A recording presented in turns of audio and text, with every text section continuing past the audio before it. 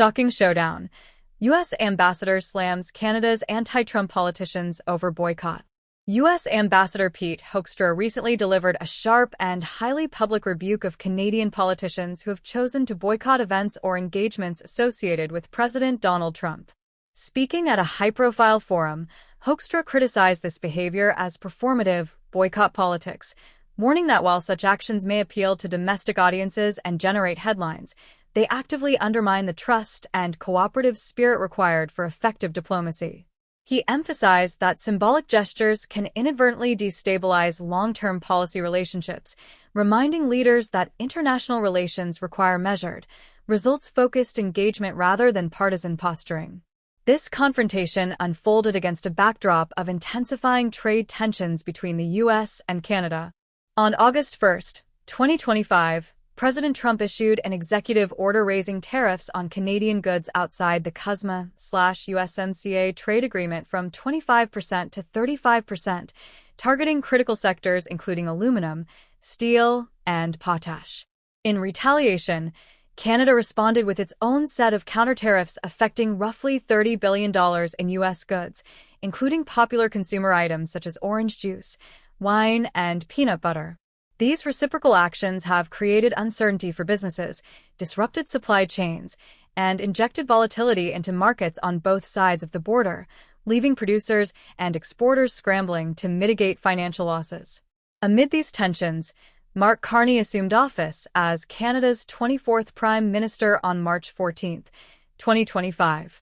Carney, previously the governor of the Bank of England and a prominent economist, brought a reputation for financial expertise and crisis management to the position. In his first policy move, Carney moved swiftly to repeal the consumer carbon tax, aiming to relieve economic pressures on households while signaling a pragmatic approach to governance. However, his government is a minority, securing only 169 of 343 seats in the federal election, meaning that every major policy decision must now be negotiated carefully with coalition partners to ensure passage in a fragmented parliament. Hoekstra specifically warned against the dangers of boycott politics as a distraction from meaningful negotiation. He argued that while such gestures may win applause at home, they risk inflaming public sentiment and complicating efforts to reach practical agreements. The ambassador stressed that Canada must prioritize constructive, behind-the-scenes diplomacy over headline-driven grandstanding, particularly in areas like trade and security, where missteps can have immediate consequences for workers and industries.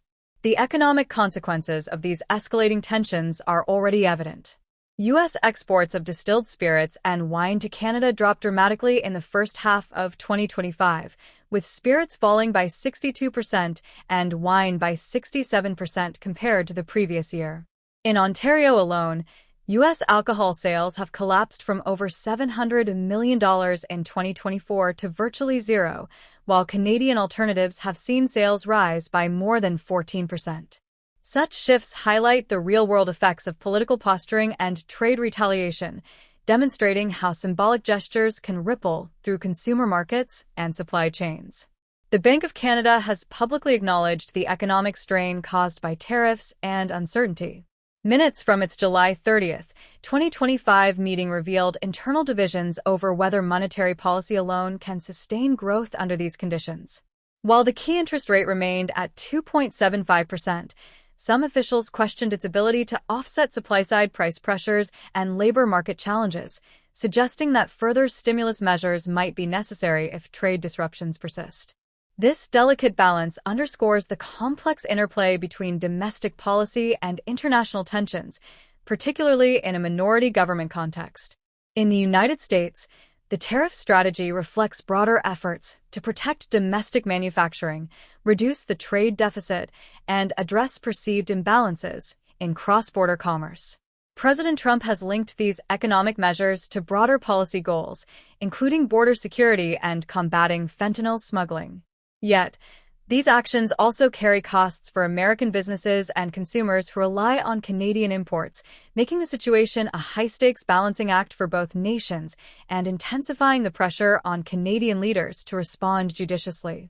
Despite the disputes, areas of cooperation remain. Energy is a particularly promising arena for collaboration. Canada's vast hydrocarbon reserves, nuclear potential, hydroelectric capacity, and small modular reactor initiatives offer pathways to strengthen North America's energy security and competitiveness. Both governments recognize that affordable, reliable energy is vital not only for industry but for advancing emerging sectors such as AI, advanced manufacturing, and high-tech innovation, reinforcing the strategic value of maintaining open channels despite political tension. Defense and security cooperation also remain robust. Hoekstra underscored the importance of modernizing NORAD and expanding joint Arctic surveillance, emphasizing that fragmentation in planning could increase costs and leave both countries vulnerable in an uncertain global security environment.